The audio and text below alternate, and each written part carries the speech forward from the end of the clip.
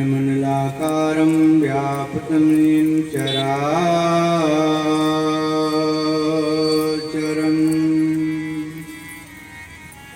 तत्पदं दर्शितं येन तस्मै श्रीगुरुवे नमः। अज्ञानतिमिरान्धस्य ज्ञानाञ्जनशलाकाय चक्षुर्मीलितं येन तस्मै श्रीगुरुवे नमः।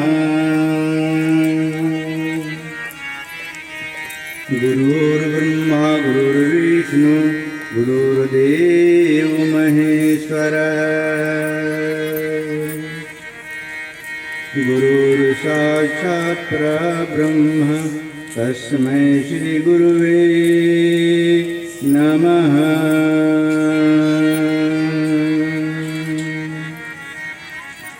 ध्यानमूलं गुरुमूर्ति पूजामूलं गुरुपदम् मन्त्रमूलं गुरुवाक्यं मोक्षमूलं गुरुकृपा। तुमेव माता च पिता तुमेव बन्धु च सखा तुमेव विद्या द्रविणं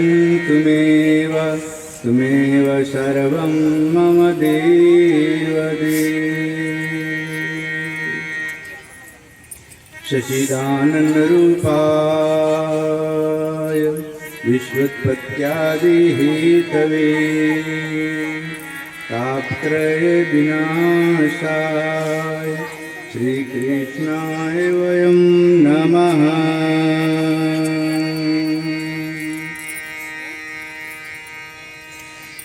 बोल श्री सद्गुरुदेव भगवान की जय।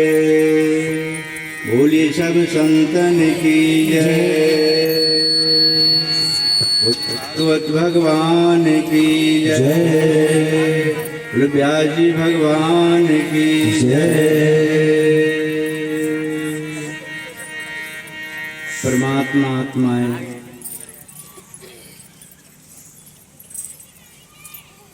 हम सभी ईश्वर की असीम कृपा है हम लोगों पे, जो कि भागवत कथा सुनने के लिए मिल रहा है। और ये श्रवण मन भगवान की कथा सुनने में लोलायित है। भगवान की कृपा जिस पे होती है उसी के भगवान की कथा सुनने में मन लगता है। जैसा कि रामचरितमानस में कहा गया है कि ये श्रवण रंग तुम्हें भवन समान। ये भगवान की कथा उसी के कान में सुनाई पड़ता है जो भगवान के भक्त होते हैं, और आँखों से उसी के आँखें भगवान की कृपा किए हुए हैं।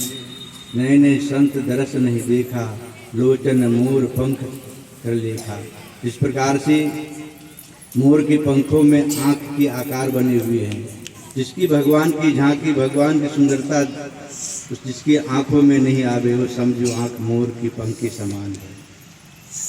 तो जिस पे भगवान कृपा करते हैं वो भगवान के स्वरूप को झांके दर्शन करते हैं। जिनके श्रवण समुद्र समाना, कथा तुम्हारी सुभग सरि जाना। भरहि ही निरंतर हो ही न पूरे, तिनके ही तुम कहो गुरुदेव। भगवान की कथा सुनते हैं कभी नहीं अघावे, कभी नहीं भरता है। जैसे संसार में जितनी जलाशय नदियां हैं बरसात के मौसम में बाढ़ आ जाती है, गांव डूब जाते हैं।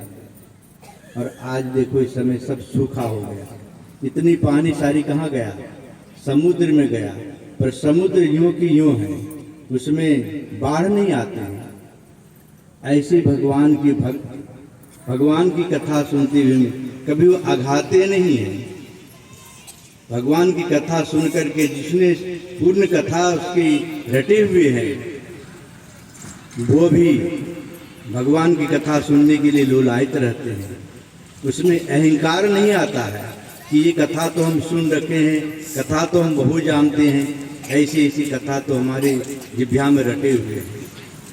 इस प्रकार से अहंकार नहीं आता, जिसका हृदय समुद्र के समान है, जिसके काने भगवान की कथा सुनने के लिए धारावाही धारा चलते रहते हैं। सोते जगते शरण तुम्हारी, सोते जगते हर समय भगवान की ही ध्यान में लगे रहते हैं। एक संत को हमने दर्शन किए थे, गोवर्धन गिरिराज महाराज के दान घाटी के पास में थे।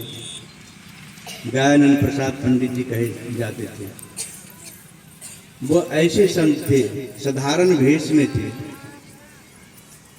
और वह भागवत कथा की भगवान की भक्ति में वो लीन रहते थे। एक भक्त हमारे पास आते थे नित्य प्रतिदिन समय समय पे। उसने कहा, स्वामी जी चलो आपको हम एक संत से मिलाते हैं। उनके चलो जी, अच्छी बात है। वो हमें ले गया, हम गए।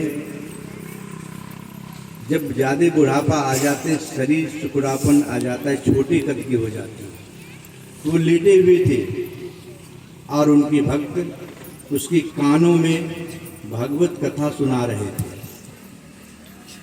और वो भगवत कथा कानों में सुन रहा था।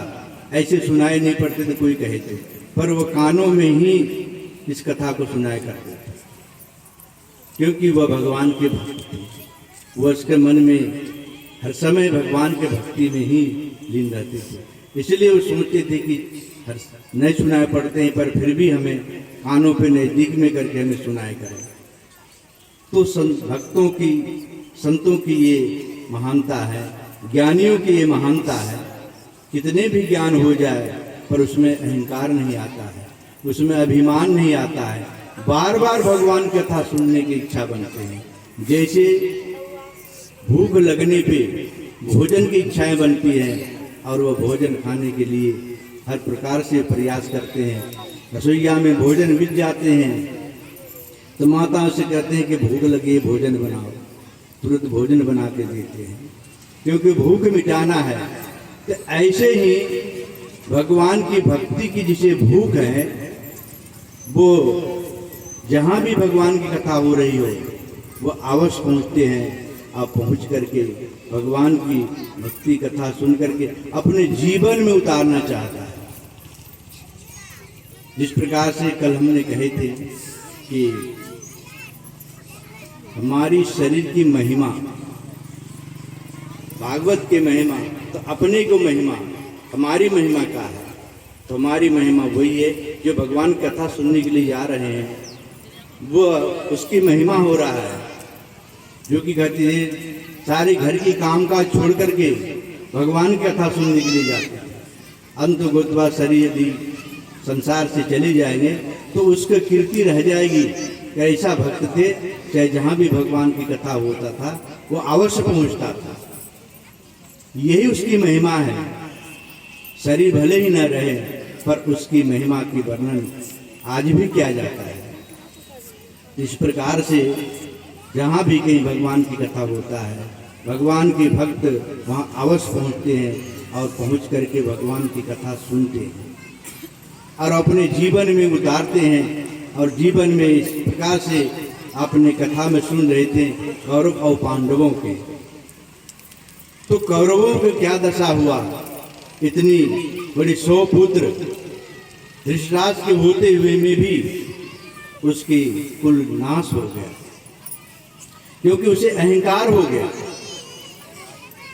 ऐसे अहंकार को नाश करने के लिए भगवान संसार में अवतार लेता है। और विदुर जी सच्चा भगवान के भक्त थे। इसलिए दुर्योधन के 56 भोजन को त्याग करके विदुर के घरों पे छिलका साग खाया, क्योंकि भगवान तो प्रेम के भूखा होता है। संसार की 56 प्रकार की भोज भले ही लगा दे, पर भगवान के प्रति भाव जिसका न हो वो 56 भोग नहीं स्वीकार करता। इस प्रकार से ये हमारे शरीर में ही कौरव और पांडव बसे हुए हैं, जो हमारी मन और बुद्धि अहंकारी बन चुका है। इतनी अहंकारी बन चुका है कि भगवान के भक्ति में मन नहीं लगने देता। कितनों कोई समझावे, भगवान की कथा भी सुनने के लिए सुनावे उसे, पर फिर भी उसे मन नहीं लगेगा और वह भगवान की कथा भी छोड़ के चले जाएंगे, क्योंकि अहंकारी जीव को भगवान की भक्ति में मन नहीं लगता। इसीलिए कृष्ण स्वयं पारब्रह्म होते हुए में भी दुर्योधन को समझा रहे हैं, पर फिर भी दुर्योधन समझ नहीं पाया कि ये भगवान है। पांडवों ने समझा, कुंती ने समझे कि ये ही हमारी परमपिता परमेश्वर हैं, ये हमारे रक्षक हैं, यही सब कुछ है, ऐसा समझा, विश्वास किया, तो उसे महाभारत में विजय प्राप्त हुआ। तो उसी प्रकार से श्रवण मनन निध्यासन, जिसने नित्य प्रतिदिन भगवान की भक्ति कर्म करता है, बिना भगवान की भक्ति पूजा कर्म किए वह भोजन नहीं खाते हैं, जल तक नहीं पीते हैं, ऐसे भक्ति भगवान को स्वीकार होता है। और ऐसे भक्तों संसार में वह जहाँ भी रहते हैं भगवान सदा उसकी रक्षा करते हैं। इस प्रकार से पांडवों को रक्षा करने के लिए वन में पहुंच गए। जब दुर्वासा ऋषि ने पांडवों को परीक्षा लेने के लिए पहुंचा 10,000 शिष्यों को लेकर के कि जंगल में हमें भोजन कहाँ करा पाएगा, और ये भेजे हुए दुर्योधन का ही षड्यंत्र था, जिसके कारण वहाँ पहुँचा और युधिष्ठिर इत्यादि मिला। युधिष्ठिर से कहा कि हमारे शिष्य लोगों को भोजन करावें, तो युधिष्ठिर ने कहा गुरुदेव अवश्य आपका भोजन होगा, चिंता मत कीजिए। उसने आकर के द्रौपदी से कही, द्रौपदी ने कहे कि हमारे पास भोजन तो संपन्न हो चुका है, क्योंकि उस पर सूर्य के दिए हुए एक कढ़ा था, जिस कढ़ाव में भोजन बनते, चाहे कितनों भी आदमी आवे उससे पात्र खाली नहीं होता था। द्रौपदी से कहे जिस दिन तुम भोजन कर लोगी तो ये पात्र काम नहीं करेगा। तो अंतिम में द्रौपदी भोजन करती थी, सभी करा कर वो कर चुकी थी। इस प्रकार से ऐसे समय पे वो पहुंचा, जिसके कारण अब वहाँ पे द्रौपदी चिंतित में पड़ गए कि हम भोजन कैसे करावे, कि अब तो इस समय पात्र कोई काम नहीं करेगा। तो उस समय कृष्ण को याद किया, कहते कृष्ण द्रौपदी जब कोई संकट आए तो हमारी याद करना। तो याद किया, कृष्ण के पहुँचने में देर नहीं लगता। भगवान तो हरि व्यापक सर्वत्र समाना, प्रेम से प्रकट हुई मैं जाना। भगवान व्यापक है, हर जगह है, और प्रेम से जो पुकारता है वह पहुँच जाता है। तो वहाँ कृष्ण प्रकट हुए कि द्रौपदी तुम बहुत चिंतित दिखाई पड़ते, क्या कारण है? कि प्रभु क्या बतावे, अब तो हस्तिनापुर से निकासित होकर के वन में पड़े आए हुए हैं। अब ऐसा लग रहा है कि वन में भी हम लोगों पांडवों को विनाश लिखा है, क्योंकि दुर्वासा ऋषि ने ऐसे क्रोधी हैं कि श्राप देगा, जिसके श्राप के कारण जल के भस्म हो जाएगी। और उसने 10,000 शिष्यों के लिए कहा भोजन